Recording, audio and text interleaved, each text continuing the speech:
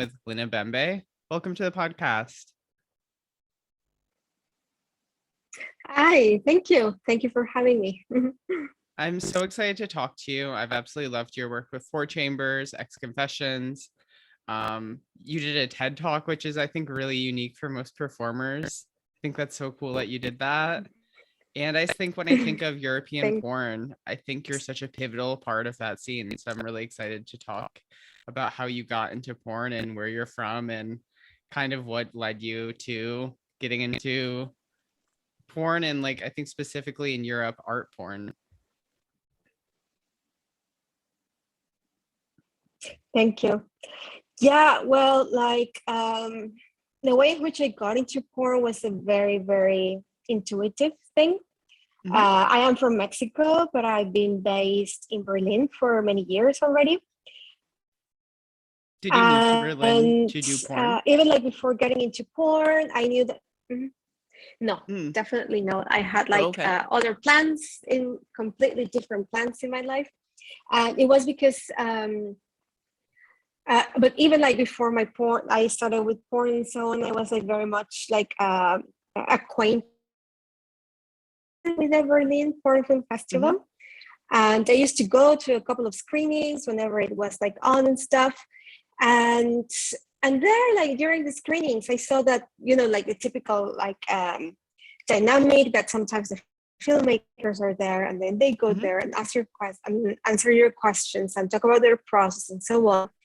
And that seemed like so accessible to like also helped me a lot um, to open my eyes to different kinds of pornographies, to different Mhm. kinds of doing porns and portraying desire and so on.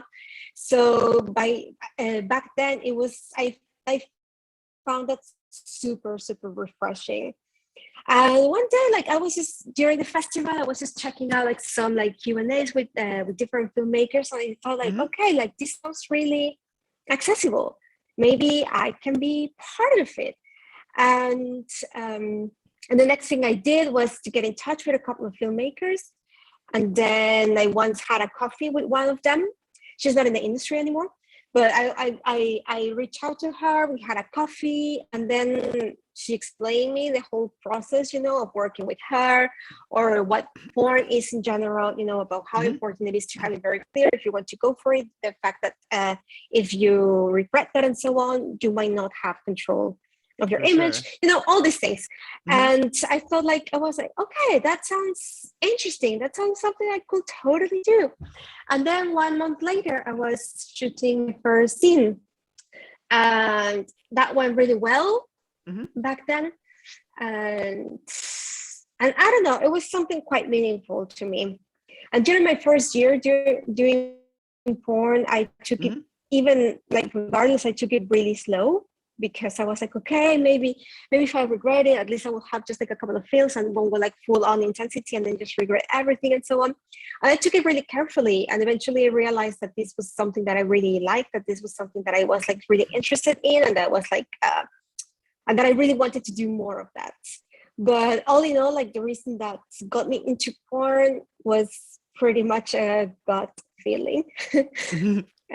But up to this day, it's something that I really like, that I do not regret, and even sometimes I wish I started a little bit earlier. But you know, like things Yeah. happen or don't happen for a reason, and so yeah, that's my story of how I got into porn. Yeah. How old were you? So did you start in Berlin? Yes, it was, all of this happened in Berlin, and most of Mhm. my shoots during my first year were happened in Berlin as well. And I was, let's just say that I wasn't young, like for the typical porn age, because I was in Mhm. my early 30s. Oh, So okay. that was like already in many other niches. That's the age for being a MILF, you know. But Yeah, for me, it it's was, yeah. For me, those were my first. yeah, I think that's been one It of my is right, favorite parts about this doing but this yeah, but for podcast is just mhm, like hearing that people mhm. start porn at all different kinds of ages. Because and I think everyone's head, it's like, okay, you start at 18 or 19 and then you like get in the industry that Mhm. way, or you're in your early 20s. Like I find it so interesting. There's so many performers who start Mhm. at all different ages, you know? Mhm. So what were Yeah, you and I think it's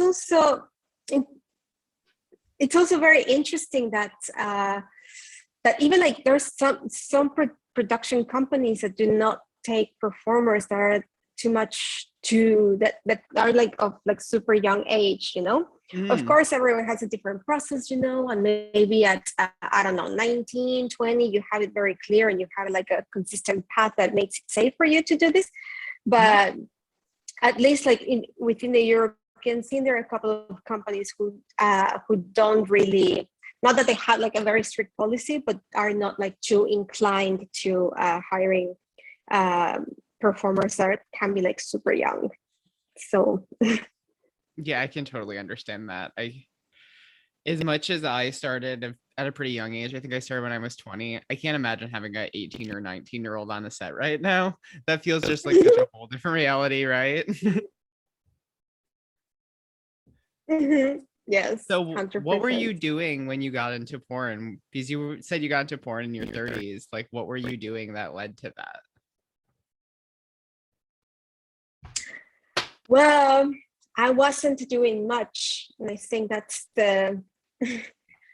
what actually helped me have the space to consider porn in a more serious way. Hmm. Um, I initially moved to Berlin to study. Hmm.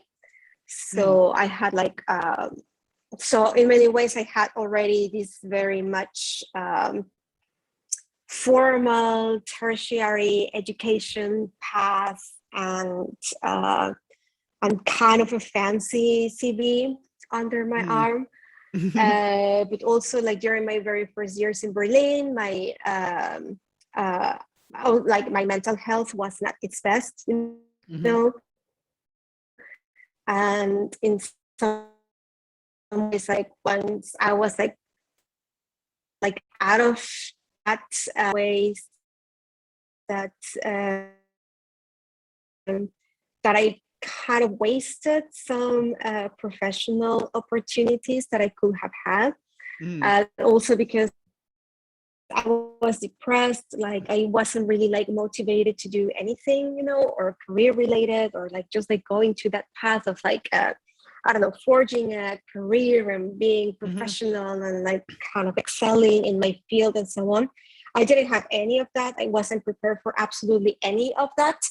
And yeah, once I was done with my studies, I pretty much had nothing.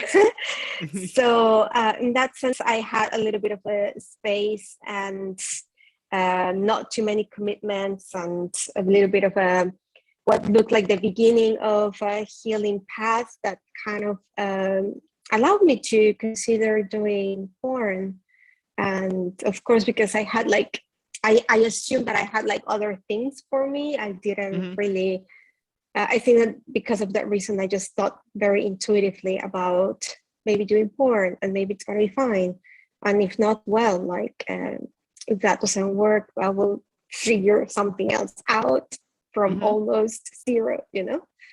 Um, so that's the story behind all that and my life in Berlin before porn, etc., etc. Yeah, that totally makes sense that you were kind of there to go to school and then you just kind of didn't really know what was next. And I think porn just kind of stepped up to become that thing, right?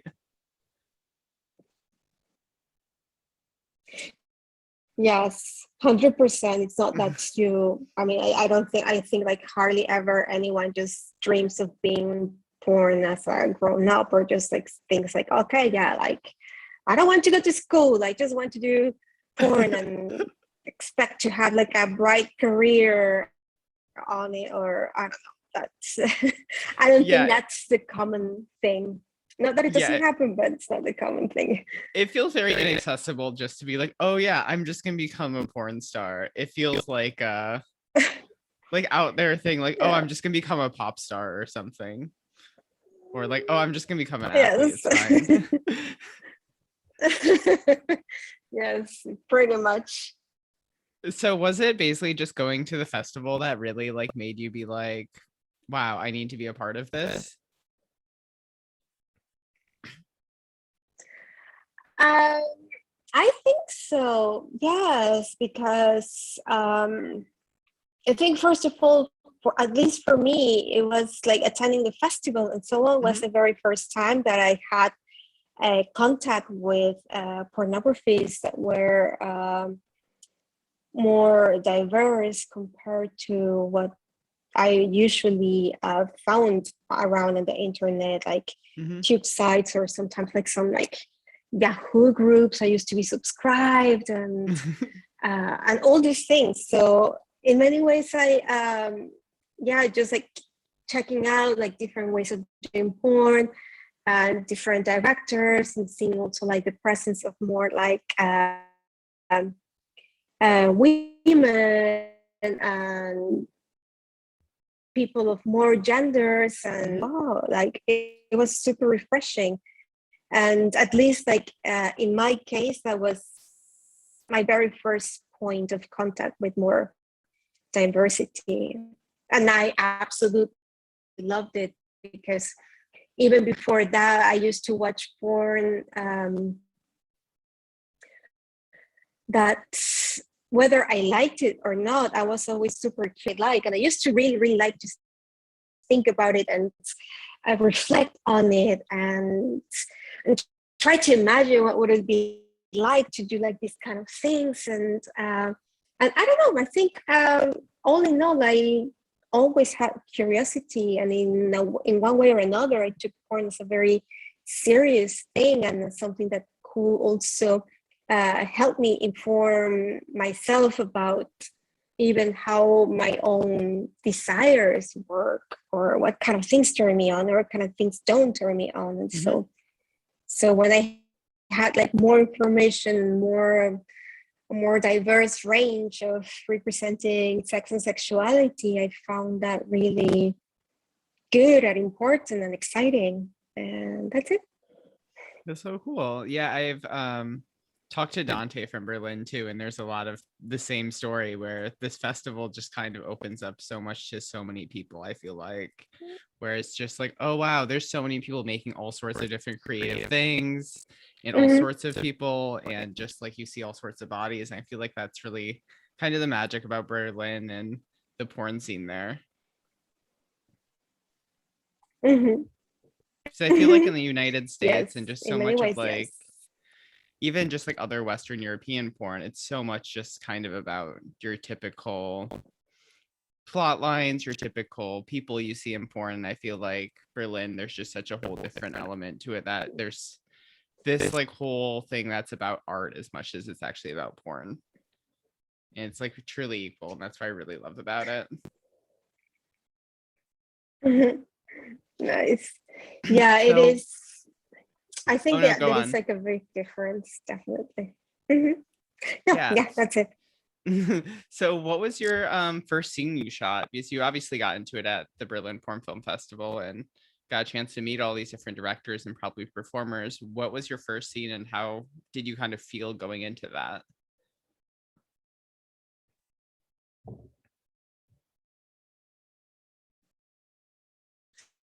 My very Oh, first scene was called "Let's Skip the Wedding," mm, and it was for this director who's not in the scene anymore. Her name is was Lucy Blush, oh yeah, I and it totally know was of like them. very yes, and it was a very DIY kind of scene. I think like her films were all the films, all the times that I work with her, her films are very much Mhm.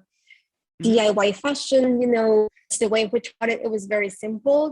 Because it was at performer. I think he's not in the scene anymore.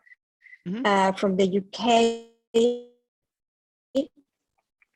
and I don't know. Of course, I was super nervous, Mhm. and um, but at the same time, I was um, being able to perform. You know, Not Mhm. about like, oh, do I want to do it? I don't want to do it. I think that in that sense, I had it very clear that yes, I want to do it, but I was super nervous about being able to do it properly Yeah, because definitely. the night before, Lucia shot, yeah, and she shot the scene and she shot with the same performer and she invited me over, to be able to see how everything is done. And of course I was like very helpful, because I got to meet the Definitely. performer, I got to meet the crew, well, the other person who was doing camera, Mhm. and I got to see, how like the whole how she did porn and so on. So in many ways I was very much it helped me a lot to have like a more clear view, but at the same time it got me really nervous. I was like, okay, yeah, I have to be able to do this, and I have to be able to do this Yeah. in this way, you know. Yeah, I feel like that's like the biggest thing So going of into a course, scene. the day I arrived, I was yes, 100%, and I arrived, and I was really nervous, and when it was about time to start shooting and stuff, I was like, okay, yeah, I think I need a little bit of warm up and so. And then I asked my fellow performer, he was okay with making out and so on. And then like from that, we just like got started. And I forgot about like any warming up whatsoever. Blah blah blah blah blah. We just got into it, Mhm. and and it was good. I think that, of course, a lot has changed ever since. But looking back into it, I think I did a good job, and I think it also helped a lot the fact that we were just in a flat. I was in a flat with my co-performer and two more people, and we had plenty of time for having breaks, and we weren't just like in an apartment and stuff. Mhm. Um, so I think in many ways it was a very good way for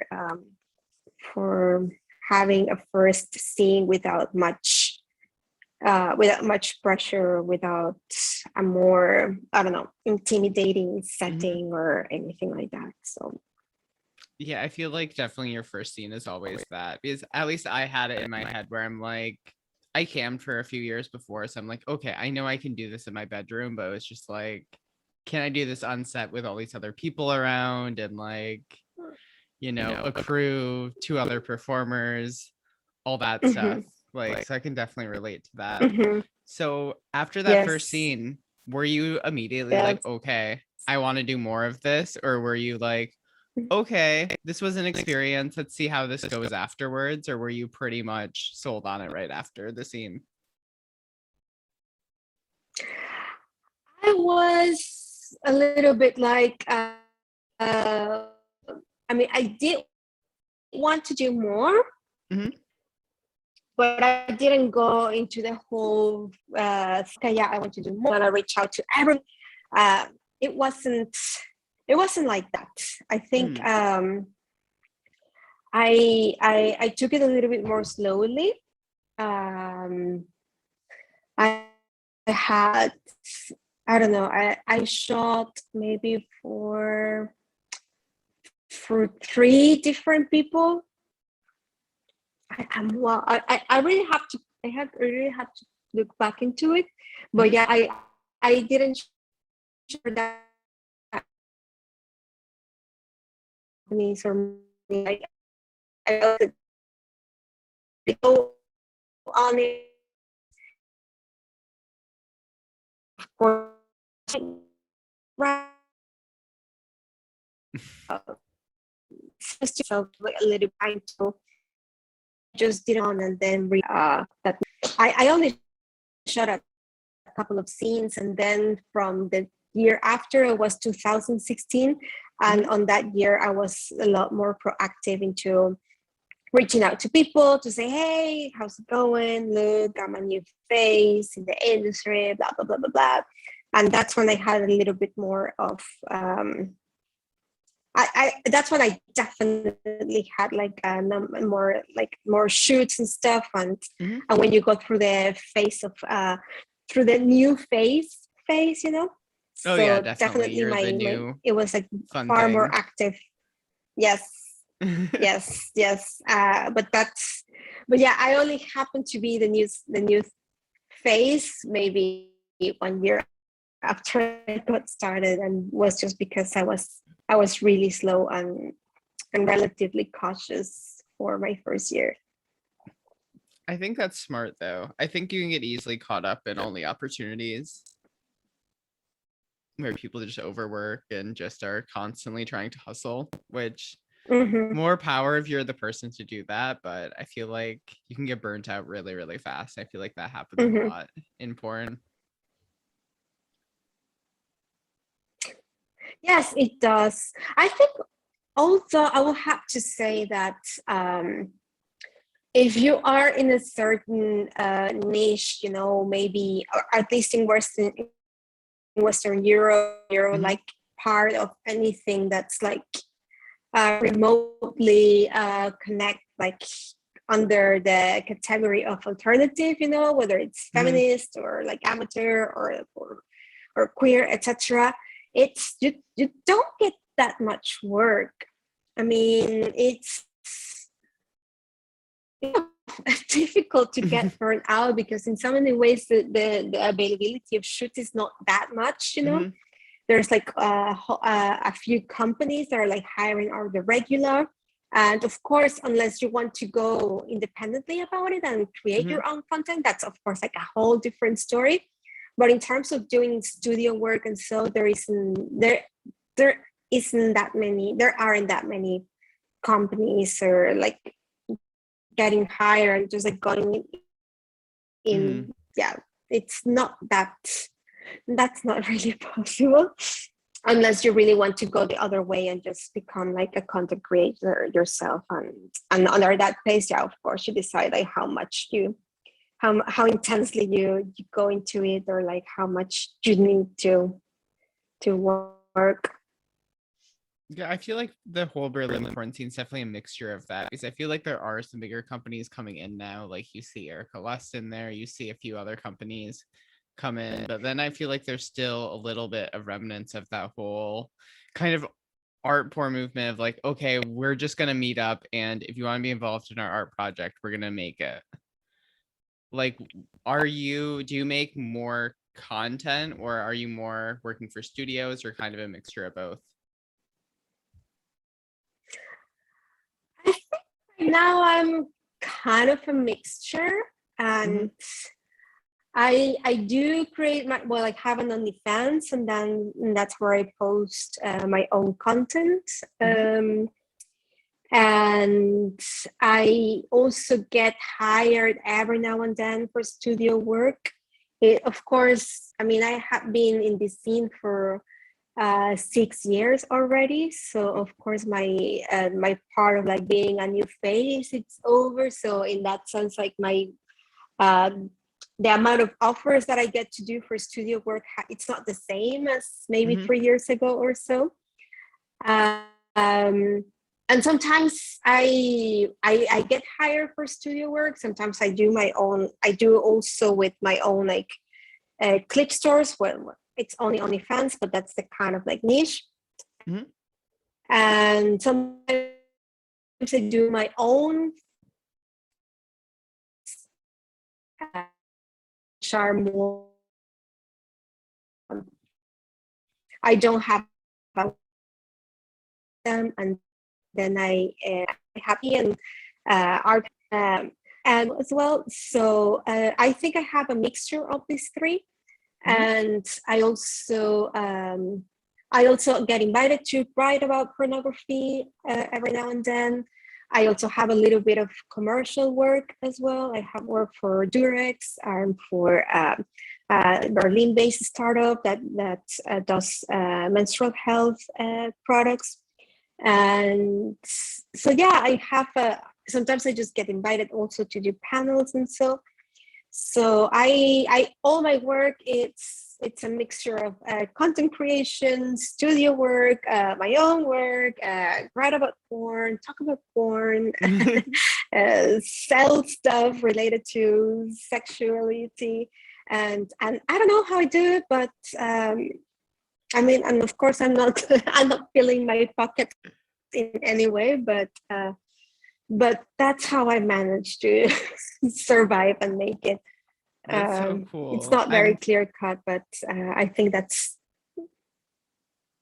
Yeah, I think that's so cool though, because I think Yeah, that's continue. such a common thing that porn performers have to, obviously not to like the same extent as you, because it sounds like you're kind of doing everything across the board, but I feel like there's so much of the job that people don't realize where it's like, okay, you're getting asked to speak on panels. You might do a random college thing occasionally. Like there's so many things to being a porn star that's not just going to set and like making videos and having videos come out. Like I think there's just so many different parts of it. I'm really happy to have you on the podcast because you've done so much about talking about porn and everything adjacent to porn, about educating people about what's happening in this industry. I think that's just so important. Thank you. Thank you. And I think that should be more,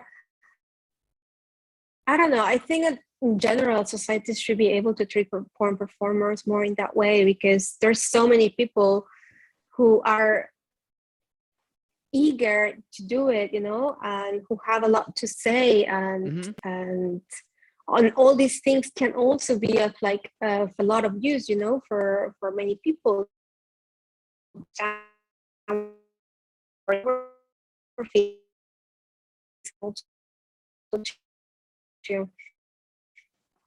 Better insight education, talk about the industry and so on. So I really hope Mm-hmm. that this was more available to more people, or that people who like exist outside of these industries could possibly understand, you know, and yeah, and be more inclusive, or be more inquisitive, and yeah. Yeah, I just truly wish more of the world had festivals like Berlin, because I think it would normalize porn so much more. So I feel like in so many parts of the world, porn is still viewed as this taboo thing that you watch on your laptop alone and then you exit out and you don't think about it again. But I feel like in Berlin, there's like just the whole Mm-hmm. festival culture already. In Europe, I feel like there's just so much more of an understanding that sexuality can be a legitimate medium, as opposed to, I feel like so much for the world that's still this taboo thing that you don't really, most people don't want to touch, you know? Yeah, and I think that, I mean, in general, like uh, porn consumption, as you said, it's such a solitary, it's an activity you do Mm-hmm. in solitary or with your partner or something like that, and it's supposed to stay like that. And for many people, that's a kind of like a taboo thing that you don't talk Mm-hmm. about. And sadly enough, I mean, I think in many ways, then festivals provide a unique opportunity, you know, for Mm-hmm. people to come to confront, you know, this kind of medium, to have more candid conversations, you know, to normalize it. And in many ways, watching porn among other people, you know, like more less in solitary and among other Mm-hmm. people, like really opens you to different perspectives, different, like it opens you to more possibilities of how to watch porn, how to consume pornography, what to think, how to think about what you're watching, framing a little bit more of like critical thinking around it and stuff. So Mm-hmm. um, I'm really, whenever I hear that there's like a new porn festival like opening here and there, I'm always like really happy about that, um, because that's really helpful. Like it really, really opens your insights on pornography, sex, sexuality, or whatever it is, you know. Um, I really like. I mean, not only Berlin. Like I have had also the opportunity of attending other different festivals across Europe and stuff, Mm-hmm.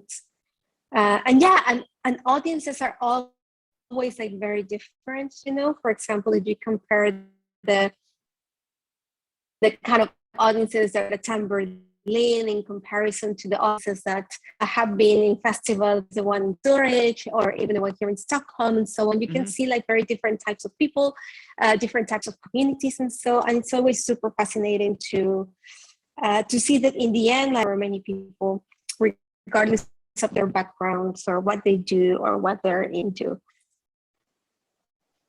Yeah, I think that's just so cool. I think the coolest thing to me about the Berlin Porn Film Festival is you really get artists from all around the world who come, and you're really in a room with people from all around the world. And that's like the thing that's always the coolest to me that porn can bring so many people together, and that there's so many people around the world who are making similar things totally detached from each other.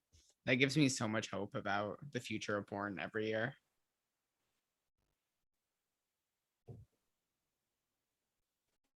Mhm.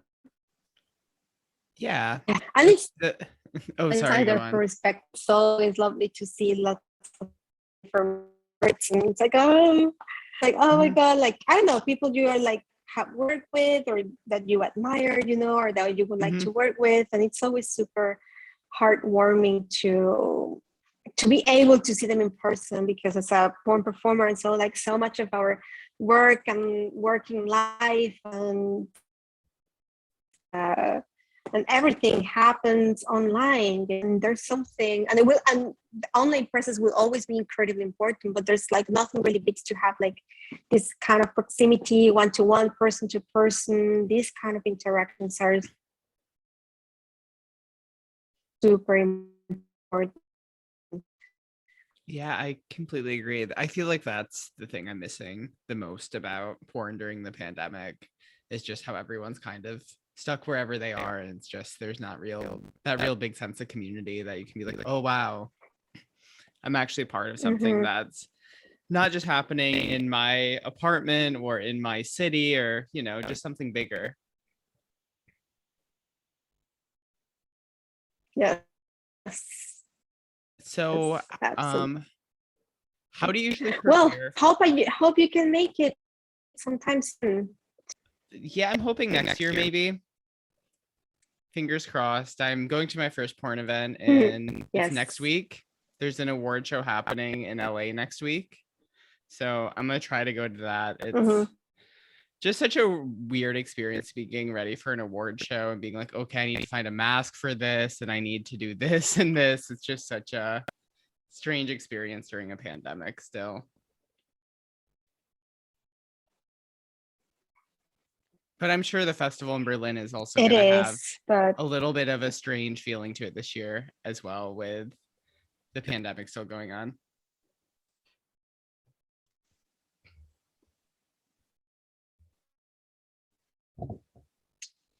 yes, it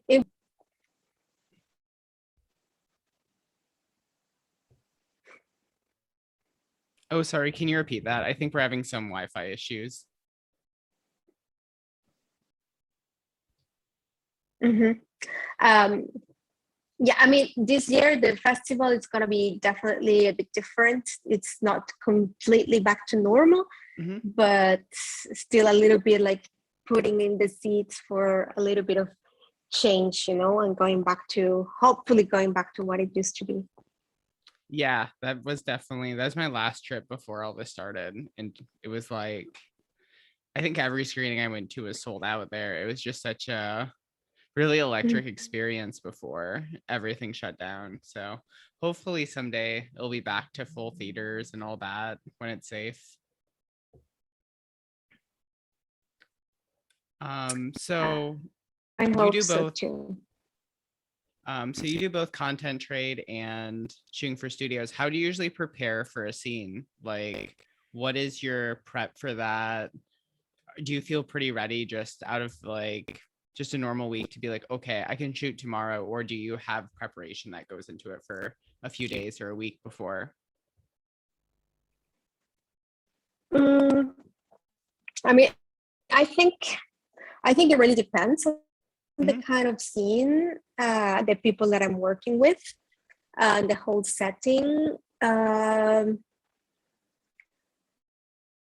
I mean, for example, if it's like a normal scene, I mean, quote unquote normal, or a scene that doesn't have like very specific requirements, in which they don't ask you to do like anything like super specific and so on. And Mhm. if it's with people that I'm already familiar with working, it's pretty easy. So I think that my only preparation is to drink lots of water to make sure that I can be as lubricated as possible and not too dehydrated or anything like that. And uh, and I think that sometimes some kind of the preparation bits can be depending on the production company. There are some production companies or people who ask you in advance for your yes, and for your list of like boundaries and things that you want to do, you know. So in that sense, if I'm just like made acquainted with that beforehand, and I just like go through that again, and other than the usuals, you know, like show up with your test, STD test, if that's a requirement, and just to have like some extra, I don't know, my favorite lube, or like my favorite kind of like wipe towels and stuff. That is like my kind of preparation. In many ways, like over the time and so on, I think that I have come to a point in which I can be confident with my skills, or with the things that that people hire me for.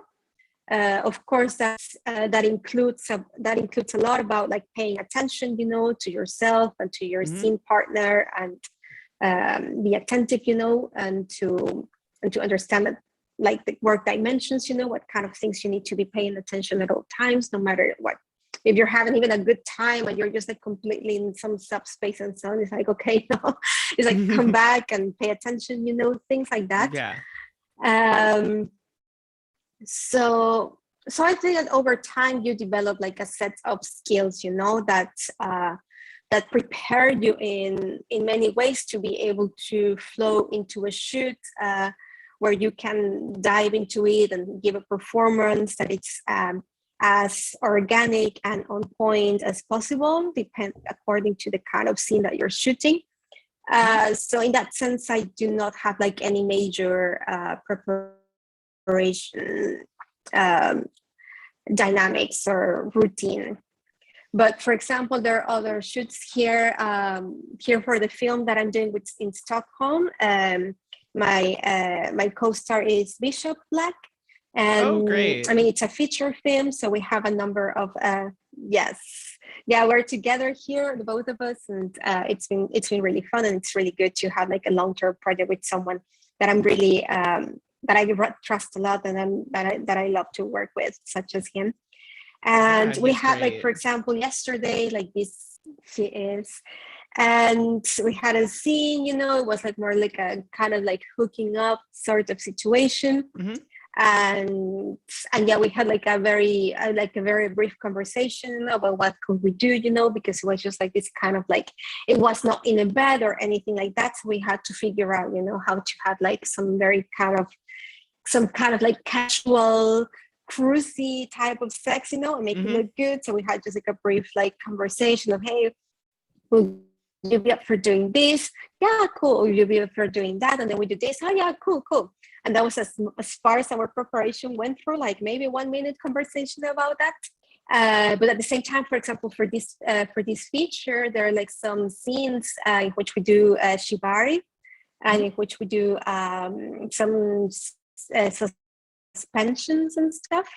And for that, for example, we did have to prepare in advance and had like a couple of rehearsals, so to speak, just to we're assisted by this robe artist called Gestalta. She's very experienced and very good at what she does and stuff, and the three of us, we met just to have a feeling of what things could work, kind of like try to imagine how could things be on the day of the shoot and stuff, because the suspensions took place. One of them took place by the sea, you know, so we were suspended by the sea and stuff. And for those things, you really have to. Yes, it was incredible, but it only went well because we did have to. Thank you. It's gonna look beautiful. And yeah, and I think it can only happen that way because we did have a good amount of preparation, and the production also took all these bits very seriously. So everything was safe and fun and looks beautiful, and hopefully everyone else will like it. Sounds so cool. So it sounds like you've kind of shot all the way around Europe and gone to festivals in different places. Do you have a favorite place or city to shoot in?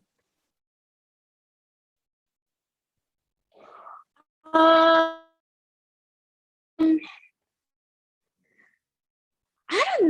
that's, I have a very, very specific city to shoot, because I think that a lot of it depends on the people that you're shooting with.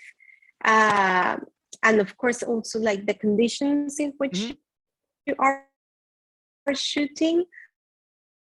I think it also living in, I think that porn people in Berlin, we are very spoiled, because on so many occasions, people just like go to Berlin to shoot instead of like us going to places to shoot. So definitely Berlin has to be one of my definitely Berlin has to be one of my favorite places, and also because it's relatively easy, to, I don't know, go. Let's just say you want one day you go to a lake and so on, and you just find a kind of like secluded space in which you can shoot, and you don't get into trouble compared to other parts. Of course, you have to be careful and stuff, but still, it's not like a major thing. Or if like people come across, they will like be kind of like making things difficult for you or anything like that. So definitely Berlin is one of those places. I have had also very good experiences shooting in the UK. For example, on one occasion, we were invited by 4Chambers to do an orgy, and in Leeds in England. And we were all in London, and we had like this very cute and fun like road trip all the way to Leeds and shooting there. So that was just really nice. And also in London with Max's Grace, we did this film called Tribute, and we shot it at this cruising space in a cemetery in East London. And that was also very special because of the location, because of the film and the process and so on. So that was also one of the very memorable things about shooting in England, although the UK as a whole, in terms of like spaces for sex, spaces for cruising, spaces for festival, and even at some point for online censorship and so on, it's not the most. It's a city with like very like tough rules and not the most open-minded, at least from a government perspective. But I have had really good experiences there. That's so great. What else? Paris has also been an interesting place to shoot at, because there can be also like some spaces that are interesting to shoot in.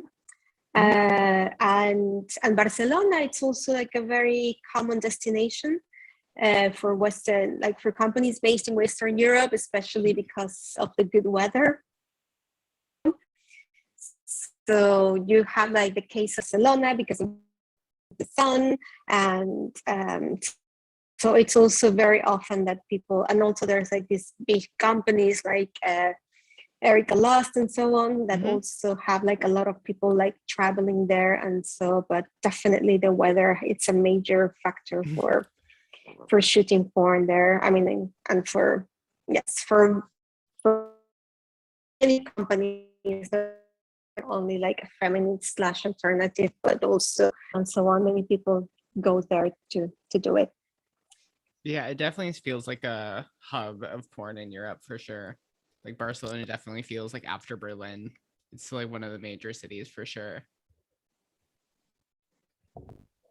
Yeah, I love shooting in Berlin during the festival. Just knowing that there's like hundreds of other people there doing the exact same thing you're doing, and that there's always shoots going on and there's always porn screenings. That's just like such a magical thing to me.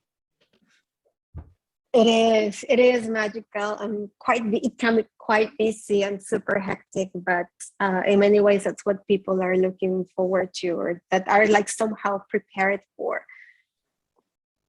Yeah, it's the thing I think I miss most about doing porn in Europe, that it's just like that week when it's like you're going from a screening to a porn shoot to another screening, and it's just like that's your week.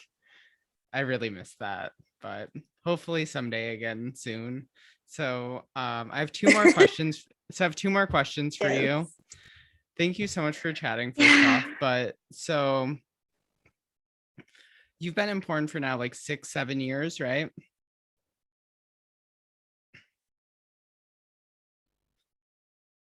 I think Wi-Fi might have just cut off for a second. Yes. Okay. Yeah. So you've been in porn for 6 or 7 years. What are some things you still want to accomplish that you haven't accomplished so far in your career?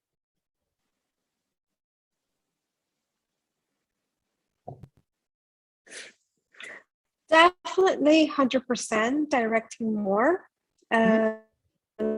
I think, uh, yeah, there's always like a performer, you can be full of ideas, but sometimes the budget and so on, it's always very lacking, Mhm. and something as in like getting resources and um, from wherever you can pull them off, and perhaps you're on a shoestring budget, but you still make it happen. So, and that's interesting, and it's good to be able to know that you can do it. But it's also very important to be able to um, to do your own films with a little bit more budget, like everyone get it come now, to go Mhm. massively, totally exhausted, and then that could have been better if you had a little bit more money to have more people on board to help you. And so I definitely something that I still want to do, and I will definitely get to it at some point,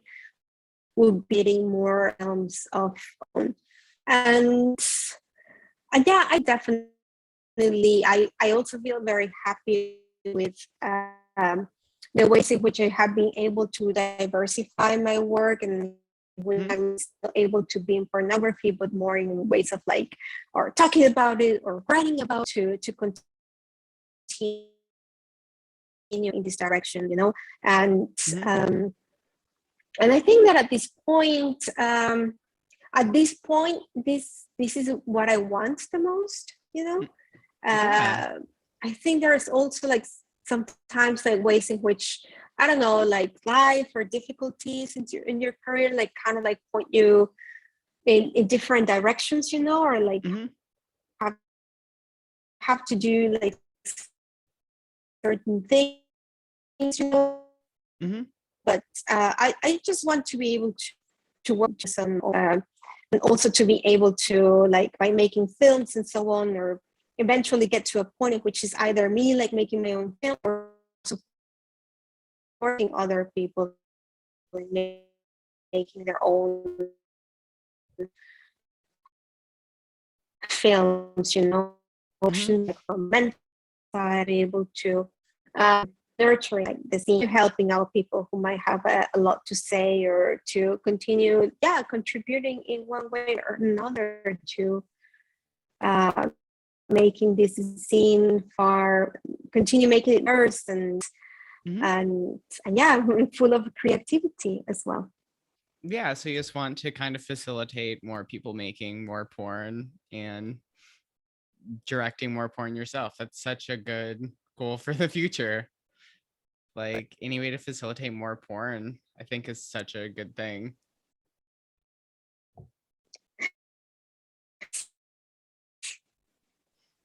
Okay, so I have one more question for you. This one is Yeah, it a is, this and I think that when you know the difficulties, uh yes. oh no, go on. I'm sorry. I think we're just having Wi-Fi issues because we're on No, the other no, side of the no, planet from each other. no. No, no worries. Continue with the question. Yeah. It's okay. Okay, so I have one last one. It might take a second for you to think of this. It's Mhm. a little bit out there. So this is the last one I ask everyone. So let's say tomorrow when you wake up, one thing could magically be changed in porn. It doesn't have to necessarily make sense how it changed or anything like that. But if you could have one thing in porn be different starting tomorrow, what would it be?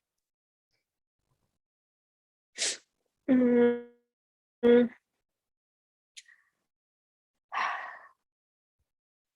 Well, definitely all this nonsense that we have going on with payment processors. Can you repeat that? I'm sorry, it cut out They've when you said that. had more acts, like all like these restrictions that comes in. Hmm. Yeah, no worries. Um, I will just, if there's like one thing that could change, I will definitely, it would definitely have to be the horrendous censorship, corporate or car flagging porn as a risk business, that absolute nonsense of PayPal banning Yeah. any kind of like sex, all like these other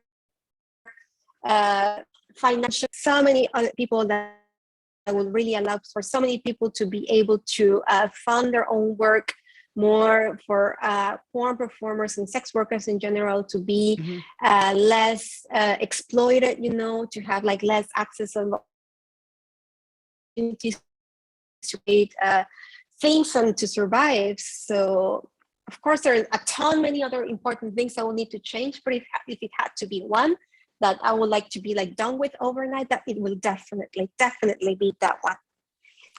I can 100% agree with that. Yeah, I've had my PayPal ban since I was, I think, like literally 19. So I can relate to that a lot. Yeah, how have you been banned off basically all payment apps as well? Not at this point. Oh, Thankfully, congrats. I am super careful. Thank you. And I think it also has a lot to do with the fact that that I don't have like I don't like do a lot of like stuff like surrounding content creation and so. But of course, like a lot of people that I know have gone through the same problems, and yeah, if that happens to me tomorrow, I will not be surprised. Of course, furious, yes, but not surprised. So at this point, I have been really lucky, but also it has a lot to do with the path that I have been walking in. Yeah. Well, fingers crossed, none of that ever happens to you. Hopefully you never have to deal with that directly.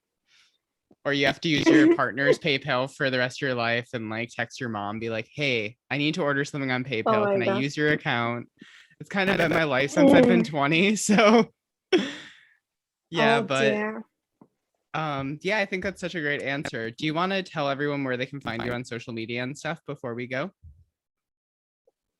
Yes, definitely. I am both on Twitter and Instagram as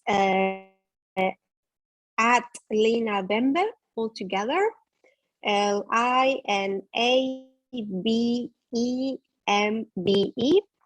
And both on Instagram and Twitter, I have a link tree to my OnlyFans account and all my affiliate links where I have like done all my studio work and so on, in which I will appreciate to be supported if anyone is curious about my work or want to support in one or another. Awesome. Well, thank you so much, Lina. I had so much fun talking to you, and hopefully we'll be at a festival or some sort of industry event together in the next few years. So I had such a great time talking to you. Thank you so much for having me, and definitely hope to see you again sometime really soon, and have lots of luck with your award ceremony in LA. Thank you. And yeah, thanks for having me. You have a great time shooting the rest of your porn in Stockholm. Hopefully everyone will see that soon. Bye, everyone.